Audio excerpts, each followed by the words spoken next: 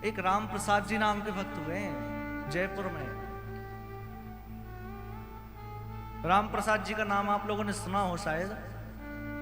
जयपुर के बड़े अच्छे भक्त हुए हैं। इनका चरित्र है, इनके पिताजी पहले विवाह नहीं कर रहे थे। बड़े ध्यान से सुनना आप लोग। इनके पिताजी पहले विवाह नहीं कर रहे थे, वन में चले गए, जाकर भजन करने लगे, तपस्या में लग गए। और इतना भजन किया इन्होंने, इतनी तपस्या की, राम जी इनके सामने प्रकट हो गए। और राम जी ने प्रकट होकर कहा कि मैं केवल 2 ही शब्द कहूंगा और अंतर ध्यान हो जाऊंगा। उन्होंने कहा, कहिए प्रभु आप क्या कह रहे हैं। तो राम जी ने कहा, विवाह कर लो। 2 शब्द कहे और अंतर ध्यान हो गए। अब तो ये दुविधा में फंस गए। मैं तो विरक्त वेश लेकर यहां आया और राम जी ने कहा कि विवाह कर लो। ये वापस घर लौट गए। अब इनके घर में कोई था तो नहीं, माता पिता नहीं थे। अब विवाह कैसे हो, क्योंकि संबंध तो माता पिता ही ढूंढने जाकर, विवाह कौन करे। इन्होंने विचार किया कि मैं खुद ही जाऊंगा। ये खुद जाने लगे। कभी किसी के घर जाते, वहां जाकर पूछते, क्या आपके घर कन्या है। तो सामने वाले कहते हैं, हाँ हमारे यहाँ कन्या है। तो ये पूछते, क्या आप उसका विवाह करना चाहते हैं। तो वो कहते हैं, हाँ करना चाहते हैं, आपकी नजर में हो कोई तो बताएं। तो ये कहते, हम कैसे हैं, खुद के लिए ही जाते हैं हर जगह। पूछते, हमसे नहीं कर सकते हैं क्या। कोई कोई कहते हैं, अरे आप तो विरक्त हो गए थे, आप तो वन में चले गए थे भजन करने, आपका कोई ठिकाना नहीं है, कब विवाह के बाद फिर चले जाएं भजन करने, आपसे नहीं करेंगे हम। कई दिन हो गए, लोगों के घर जाते, लोग मना कर देते। एक दिन बड़े दुखी हो गए। रात में स्वप्न में फिर राम जी आए, आकर कहने लगे कि विवाह करो। तो इन्होंने कहा कि मैं विवाह करूं किससे, अरे कोई विवाह के लिए नहीं मिल रहा है। तो राम जी ने कहा कि देखो, अब कल तुम जिस ब्राह्मण के यहाँ जाओगे ना, उससे तुम्हारा, उसकी कन्या से तुम्हारा विवाह हो जाएगा। यह बोलकर राम जी फिर अंतर ध्यान हो गए। अब अगले दिन ये एक ब्राह्मण के यहाँ गए, वहां जाकर पूछने लगे, आपकी कन्या है, विवाह लायक हैं, आप मुझसे विवाह करा दीजिए। क्योंकि इनको तो पता था कि राम जी ने कहा है, हो ही जाएगा। उनको बड़ी दया आई कन्या के पिता को। उन्होंने सोचा कि बताओ, लोगों के माता पिता देखते हैं, ढूंढते हैं, इनका दुर्भाग्य देखो, ये खुद ही हर जगह जा रहे हैं, हमारा विवाह कर लो, हमसे विवाह कर लो। उन्होंने हाँ कर दिया, विवाह हो गया। और विवाह होने के बाद इनका एक बालक हुआ, जिसका नाम रखा राम प्रसाद। क्योंकि राम जी की कृपा से हुआ था ना, राम जी की आज्ञा से हुआ था, इसलिए नाम रख दिया राम प्रसाद। जयपुर में रहते हैं। तो जयपुर में गोविंद देव जी विराजमान हैं। गोविंद देव जी के समक्ष जाते ही राम प्रसाद जी छोटे से ही बालक थे, 3 साढ़े 3 वर्ष के। तो वहां मंदिर में जाते, उस समय उतनी भीड़ नहीं होती थी। वहां जाते और गुसाइयों के बालकों के साथ खेलते। जो गोटियों वाला खेल होता है ना, हमारे यहाँ कंचे बोलते हैं उनको, कंचों वाला जो खेल होता है वो खेलते गुसाइयों के बालकों के संग।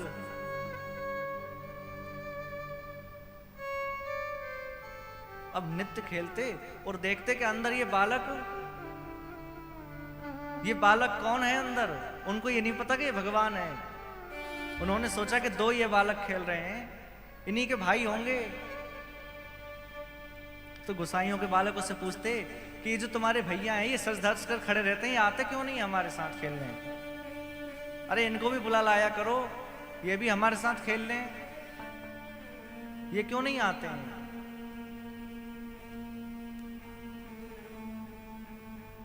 तो गुसाइयों के बालक कहते कि देखो ये नहीं आएंगे, हमारे साथ ही खेल लो। तो राम प्रसाद जी उनके साथ खेलते, पर नित्य अंदर देखते और कहते कि ये सजा धजा खड़ा रहता है, अंदर आता नहीं है। उनको ये नहीं पता कि ये भगवान है। नित्य प्रति जाते राम प्रसाद जी और गोस्वामियों के बालकों के संग खेलते, और नित्य यही भावना रहती कि ये भी मेरे साथ आए, खेल खेल रहे। अब एक दिन जो गोसाइयों के जो दो बालक थे ना जिनके साथ खेलते थे, वह अपनी नानी के यहाँ चले गए। उस दिन भी ये मंदिर आए। इन्होंने सोचा कि कोई बात नहीं, वो नहीं है तो आज मैं इन्हीं के संग खेलूंगा, इनके साथ खेलूंगा। बाहर से खड़े खड़े पुकार रहे हैं, आज तो आपके भाई भी नहीं है, आज तो आप ही आ जाओ, आपके संग खेल लूं मैं नित्य आपसे कहता हूं, आप आते नहीं हैं।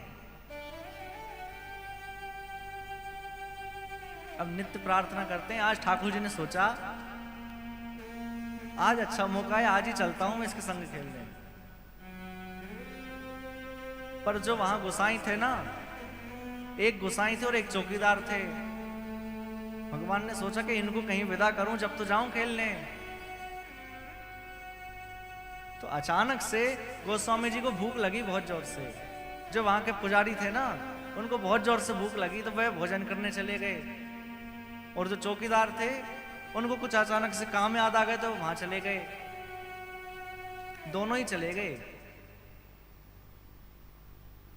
और जाकर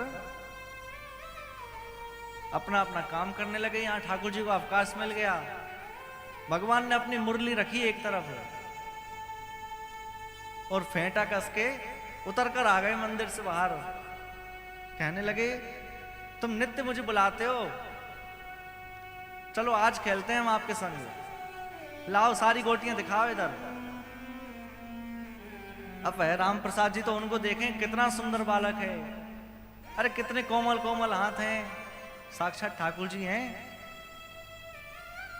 जैसे मधुमंगल के साथ खेलते हैं ना ठाकुर जी, वैसे लेट लेट कर खेल रहे हैं। राम प्रसाद जी कह रहे हैं देखो ऐसे नहीं खेलते हैं। राम प्रसाद जी पहले खेल के बता रहे हैं, छोटे से बालक हैं। ठाकुर जी कह रहे हैं अच्छा तुम मुझे सिखाओगे। ठाकुर जी ने एक ही बार में ऐसा खेला कि सारी गोटियां जीत ली ठाकुर जी ने। बड़ा सुंदर खेल खेल रहे हैं ठाकुर जी। इतने में ही भगवान ने देखा कि एक तरफ से द्वारपाल आ रहे हैं और एक तरफ से पुजारी जी आ रहे हैं। अब तो जाना पड़ेगा। देखो राम प्रसाद अब मैं जा रहा हूं। उन्होंने कहा अब आप कब आओगे खेलने? इतना बोल ही पाए। ठाकुर जी ने क्या किया, जितनी गोटियां थी ना सारे अपने पीतांबर में भरी और सब ले गए। जाकर मुरली पकड़ ली, अपनी पीतांबरी में बंधिए। पुजारी जी आए, अरे राम प्रसाद यहां क्यों खड़े हो बाहर? अरे पुजारी जी आप मुझे इनसे गोटी दिलवा दो मेरी, इनके पास है मेरी सारी गोटी, यही उठाकर चले गए। जिस छोटे बालक रोते हैं ना, मुझे बस गोटी दिला दो, मैं कल से नहीं आऊंगा, मुझे अपनी गोटी चाहिए, मैं कल से नहीं आऊंगा। अरे ये छलिया है, मेरी सारी गोटी ले गया उठाकर। गोस्वामी जी कह रहे हैं वैसे तो नित्य चिल्लाते थे कि आ जाओ खेलने, आ जाओ खेलने। अरे तुम्हें पता है भगवान है, ये हिलते नहीं अपनी जगह से। राम प्रसाद कह रहे हैं नहीं, यही मेरे साथ खेलने आए थे। आपको विश्वास ना हो तो आप जाकर इनकी पीतांबरी में देखो, मेरी सारी गोटियां होंगी, आप जाकर देख लो। गोस्वामी जी को पहले तो विश्वास नहीं हुआ, फिर गए और जाकर देखा, पीतांबरी खोली और जैसे ही खोली खड़खड़ कर करके सारी गोटियां गिर गई नीचे। समझ गए और कहने लगे, अरे राम प्रसाद, ये सब तुम्हारी हैं, ये कहां से आई? प्रभु की तरफ देखा, ठाकुर जी मंद मंद मुस्कुरा रहे हैं। गोस्वामी जी बाहर आए सारी गोटियां लेकर। राम प्रसाद कह रहे हैं, मैं कल से नहीं आऊंगा, बस मुझे अपनी गोटी दे दो, मैं जा रहा हूं। अरे एक दिन क्या इनको खेलने के लिए बुला लिया, अब कल से आऊंगा ही नहीं। गोस्वामी जी की आंखें अश्रु से भर गईं। अरे राम प्रसाद, आज तक ठाकुर जी ने हमारे साथ कभी कोई लीला नहीं की, तुम्हारे साथ ठाकुर जी खेल खेलने आ गए। राम प्रसाद कह रहे हैं, कल से नहीं आऊंगा मैं। गोस्वामी जी कह रहे हैं, तुम नित्य आना, नित्य प्रति आना और नित्य ठाकुर जी के साथ खेल खेलना। अब उसके बाद गोस्वामी जी और वे जो चौकीदार थे ना, नित्य प्रति अपने किसी काम से चले जाते जानबूझकर कि मैं जाऊंगा जब ही ठाकुर जी आएंगे गेम खेलने, नित्य चले जाते। तो भगवान अपने भक्तों के साथ लीलाएं करते हैं।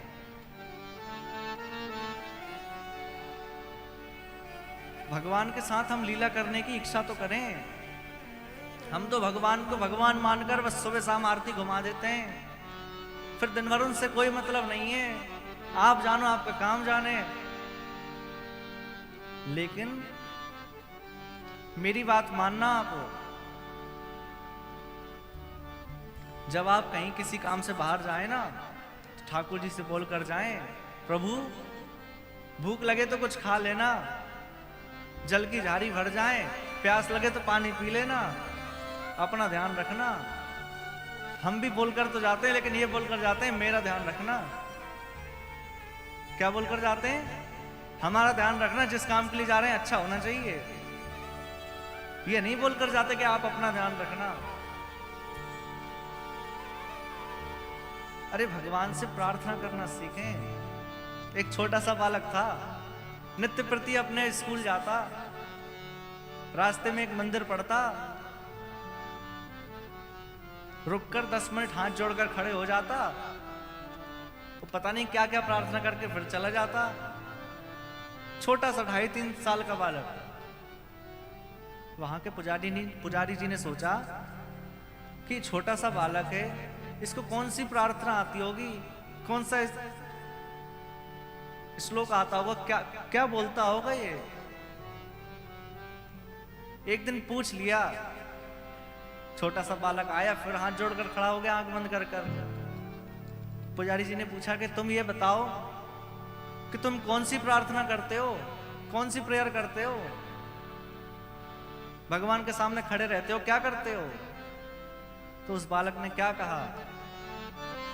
उस बालक ने कहा कि देखो, मुझे कोई प्रेयर नहीं आती, कोई प्रार्थना नहीं आती। फिर मैं तो शुरू से लेके आखिरी तक पूरी ABCD सुना देता हूं भगवान को, पूरी ABCD। उन्होंने पूछा क्यों?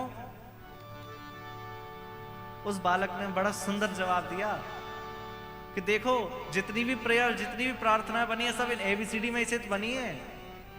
अरे मुझे कोई प्रार्थना नहीं आती, मैं सोचता हूं कि भगवान, मैं तो आपको पूरा रॉ मटेरियल ला के दे रहा हूं, आपको जो अच्छी लगे आप बना लेना, मुझे कुछ नहीं आता। अब आप सोचो, एक बार प्रार्थना करने वाले पे शायद भगवान ध्यान ना दें, लेकिन उस बालक पे अवश्य ध्यान देंगे, क्योंकि भगवान को भोलापन बड़ा अच्छा लगता है।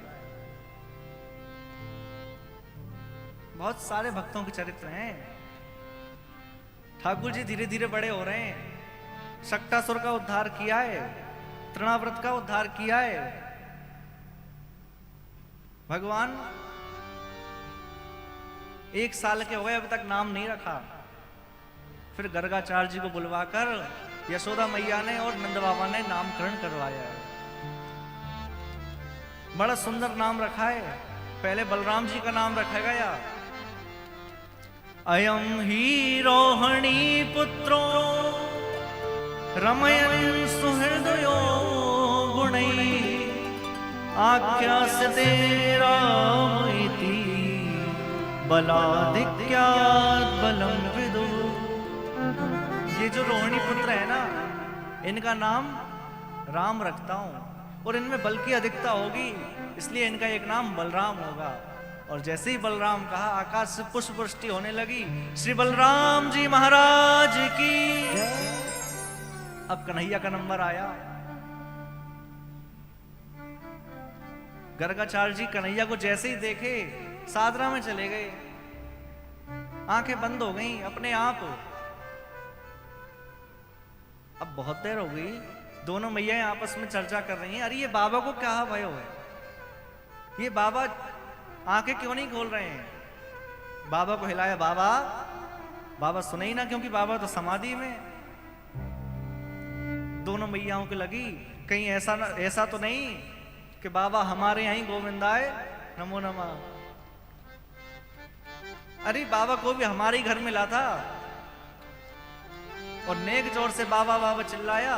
बाबा ने आंख खोली, हाँ तो मैं इनका नामकरण करता हूं।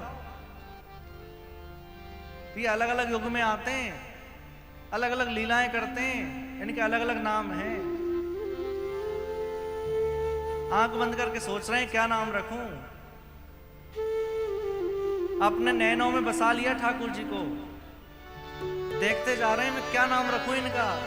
गर्गाचार्य जी ने आंखों में बसा लिया।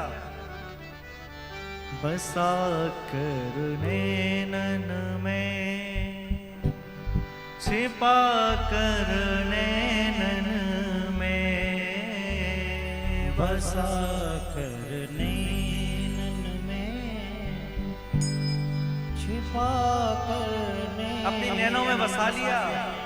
मने मोहन तुझे रिझाऊं, मन मोहन तुझे रिझाऊं, हो तो है नित नए लाड लड़ाऊं, तो है नित नए लाड लड़ाऊं। कैसे? बसा कर नैनन में, छिपा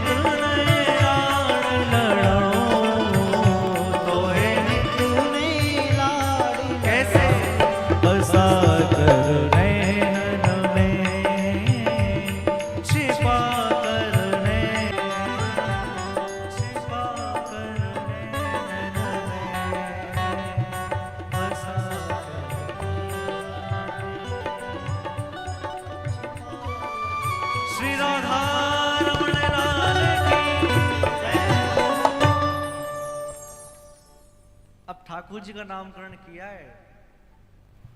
ठाकुर जी का नामकरण करते में कह रहे हैं गर्गाचार्य जी, आसान वर्ण स्त्रो हर्ष ग्रहणोन योम तनु शुक्लो रक्तस्तथा पीतम इदानीम कृष्ण ताम्बत।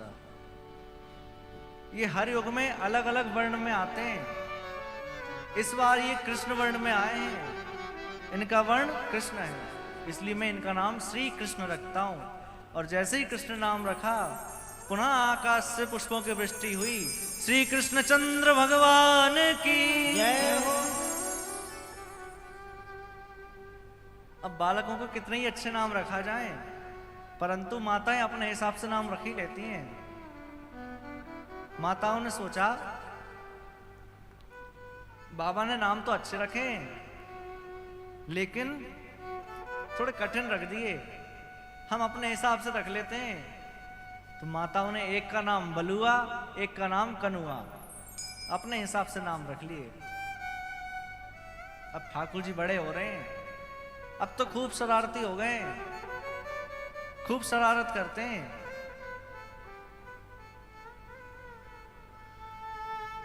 एक बार ठाकुर जी अपने मित्रों के संग खेलने जा रहे थे।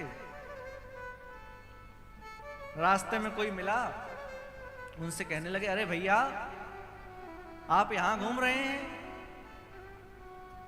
अरे आपको पता नहीं है, नंद बाबा आपका प्रतीक्षा कर रहे हैं, आपकी यशोदा मैया प्रतीक्षा कर रही हैं।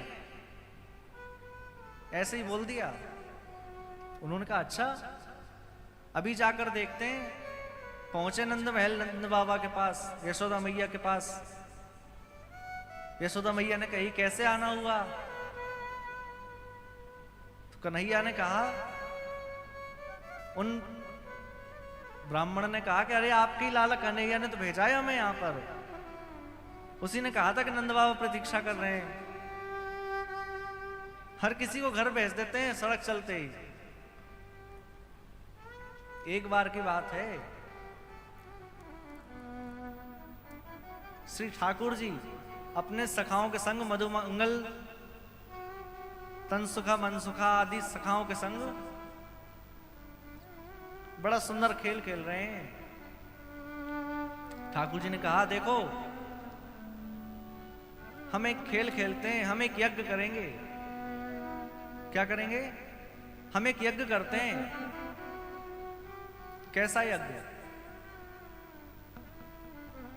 तो कन्हैया कह रहे हैं कि हम इसलिए यज्ञ करेंगे कि हम सबको एक बड़ी सुंदर सुंदर पत्नियां मिल जाएं, बड़ी सुंदर कन्या से विवाह हो जाए, इसलिए हम सब यज्ञ करते हैं। और देखो, सही समय पर आहुति डाल देना, अगर थोड़े बहुत भी अगर आगे पीछे हो गए ना, तो फिर समझ लेना कि किसी का हाथ टूटा मिलेगा, कोई लंगड़ी मिलेगी, कोई कैसी मिलेगी। अगर चाहते हो कि बड़ी सुंदर मिले तो सब समय पे डालना आहुति। कन्हैया है, लीला कर रहे हैं।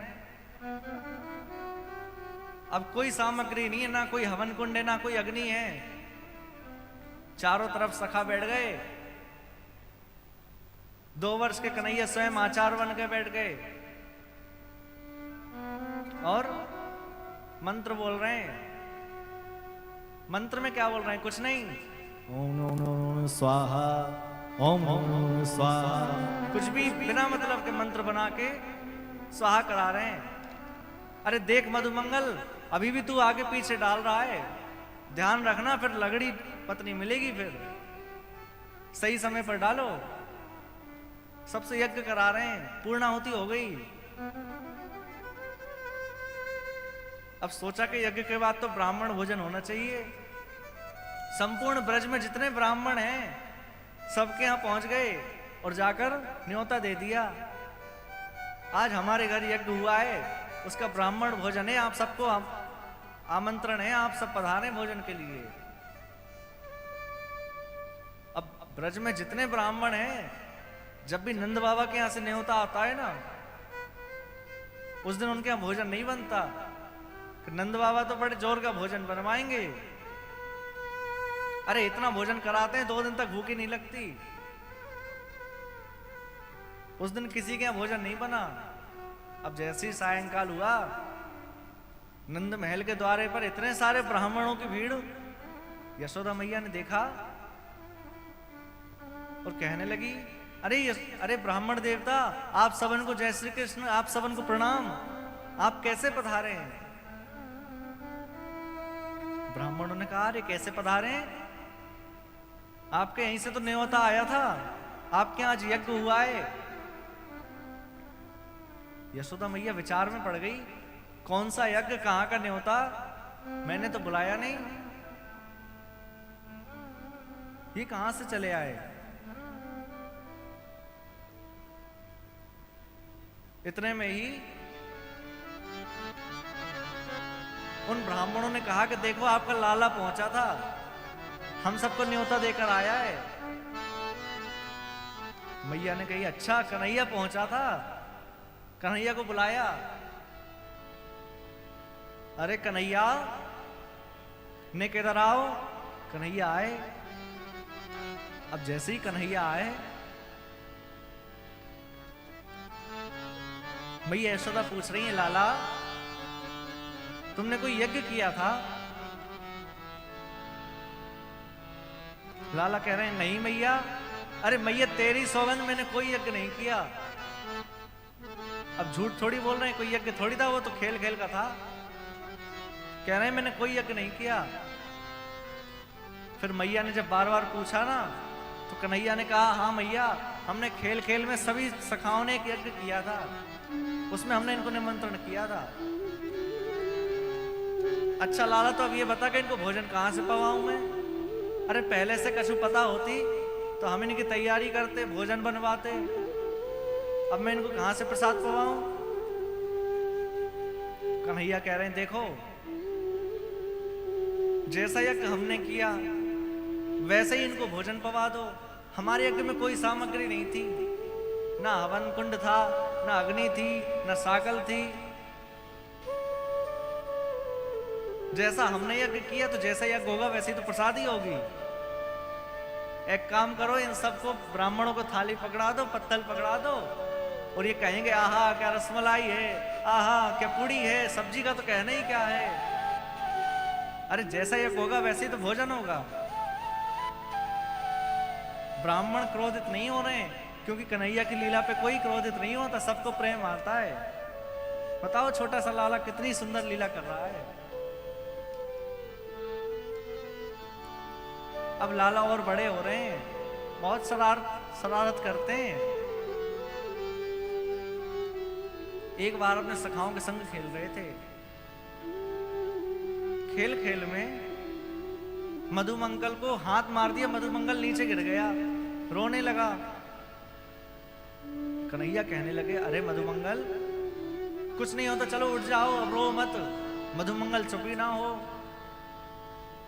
कन्हैया कहने लगे, अरे तुम लोगों का कैसा शरीर है, जरा से गिर जाते हो रोने लगते हो,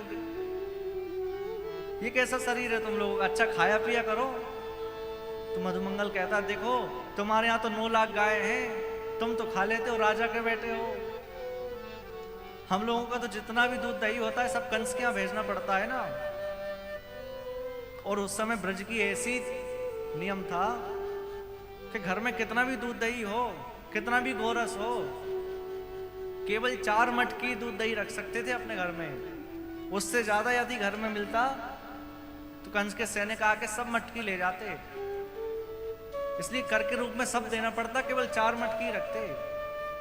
कन्हैया ने कहा, अच्छा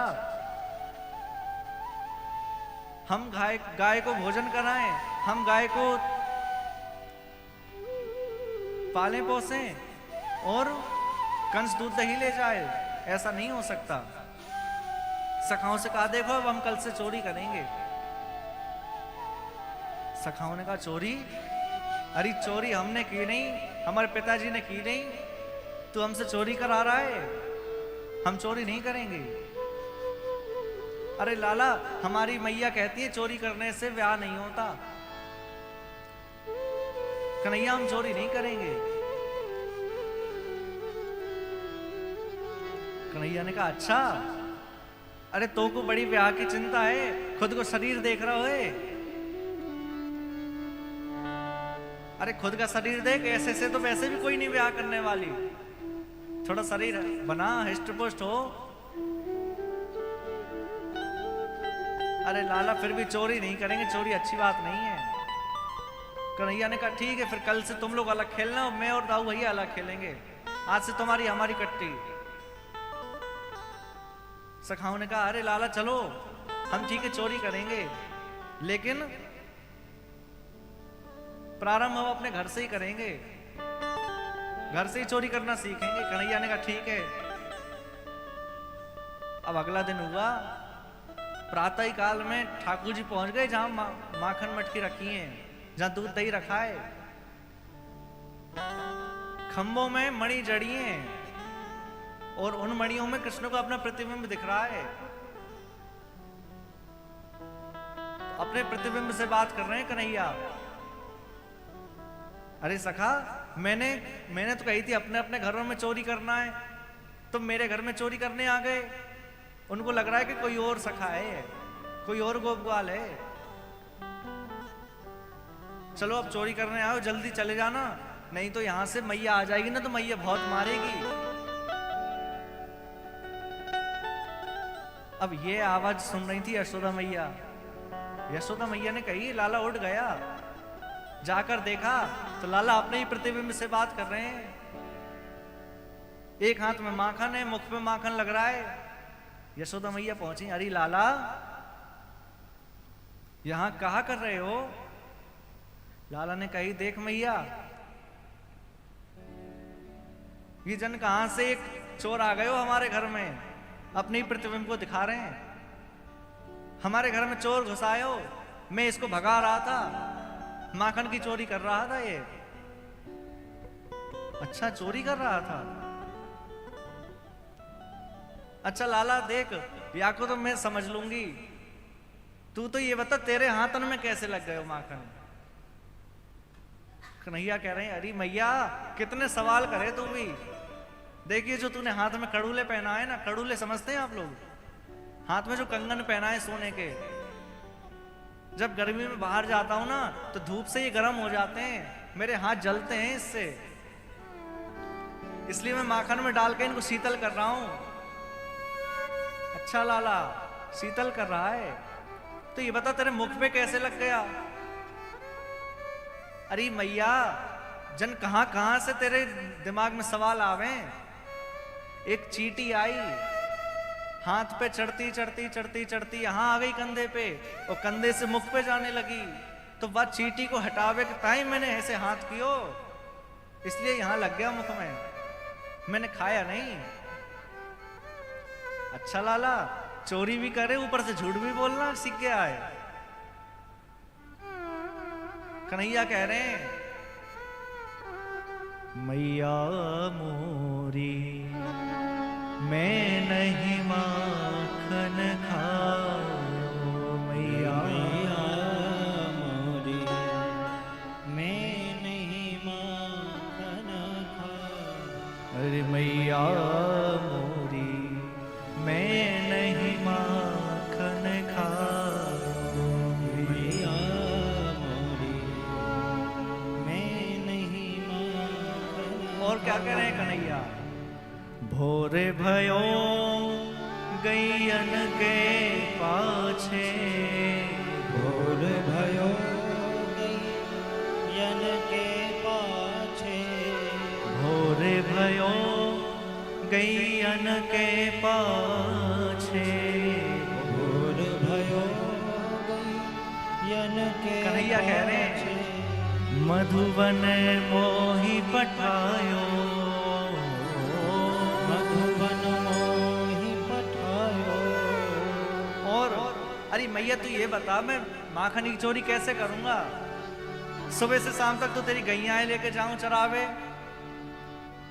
मधुवन चला जाता हूं, चार पहर वंशी बट भट क्यों, चार प्रहर बंसी बट भट क्यों, सांझ परे घर आयो, मैया मोरी मैं नहीं माखन खाऊं, मैया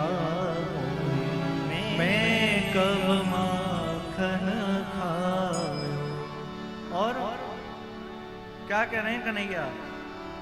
मैं बालक भैयन को छोटो, मैं बालक भैयन को छोटो, मैं बालक भैयन को छोटो, मैं बालक भैयन को छोटो। मैं तो छोटा सा बालक हूँ और तुम इतने ऊपर छीके पे माट माट की रखती हो, तो मैं तो छोटा सा बालक हूँ। छीको के ही विधि पायो, छीको के ही विधि पायो, और ग्वाले बाल सब बैर परे हैं, ग्वाल बाल सब बैर पड़े। ये जो ग्वाल बाल है ना, ये तो मुझसे बैर करके रखें, इसलिए बरबस मुख लपटायो, बरबस मुख लपटायो। मैया मैंने माखन नहीं खाया, मैया मोरी मैं नहीं माखन खायो, मैया मोरी मैं नहीं माखन। अरे मैया मैंने माखन नहीं खाया। अच्छा लाला, चोरी करे ऊपर से झूठ बोले। अब मेरी सौगंध खा, तू कभी माखन की चोरी नहीं करेगा। मैया मैं सौगंध तो खा लूंगा, लेकिन एक वचन मांगूंगा तुमसे। मैं सौगंध तो खा लूंगा, सो खाऊं पर घर ना जाऊं मैया, अब न करूं वो चोरी। सो खाऊं पर घर ना जाऊं मैया, अब न करूं। मैं चोरी नहीं करूंगा, सौ खा रहा हूं, लेकिन एक वचन चाहिए। पर सांची कहे तू कब लावेगी मोको दुल्हन गोरी, सांची कहे तू कब लावेगी मोको दुल्हन गोरी। मैं चोरी नहीं करूंगा, लेकिन मुझे दुल्हन ले आ, मेरा ब्याह करा दे। अब तो चोरी भूल गए, ब्याह के पीछे अड़ गए। मैया मुझे तो ब्याह करना है, मरा मैया मेरो ब्याह करा दे। अरे मैया मेरो ब्याह करा दे। मैया ने कहा अच्छा, अरे ब्याह की ये दुल्हन की बात कौन बतावे तुमको? अरे मैया मेरा सखा है ना मधुमंगल, मुंह से कहवे। अरे लाला देख, तू अपना ब्याह कर ले, नहीं तो तेरा बुढ़ापा आ जाएगा। अच्छा, अभी 3 वर्ष को पूरा भयो ना है, मधुमंगल सिखा रहा है बुढ़ापा आ जाएगा। बुला के ला मधुमंगल को। अरे मैया मैं कछु नहीं जानू, तूने कही थी कि चोरी नहीं करेगा, लेकिन मैं वचन पूरा करूंगी।